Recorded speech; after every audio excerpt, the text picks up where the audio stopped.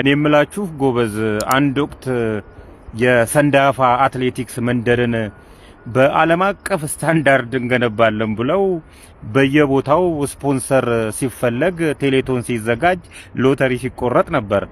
ሰንዳፋ ላይ ግን ምንም አይነት የአትሌቲክስ መንደር አላየንምና የት ሄደ ያ ብር? እውነት የምታውቁ ሰዎች እስቲ እናንሳ ጥያቄውን። ጸጥ አላችሁ ማለት ነው፣ ተረሳላችሁ ማለት ነው።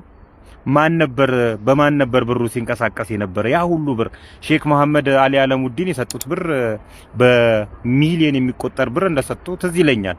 ብዙ ባለሀብቶችም ገንዘብ አዋጥተዋል። እና ያ ነገር የት ሄደ? መሬት ላይ ያለው ነገር ምንም አይነት የአትሌቲክስ መንደር አይደለም። የታጠረ መሬት አላየንምና የምታውቁ ሰዎች እባካችሁ እስቲ ኢንፎርሜሽኑን የምታውቁ ማስረጃ ያላችሁ ሰዎች ብትልኩልን መልካም ነው። ያው አረሳናትም ለማለት ይበቃናል።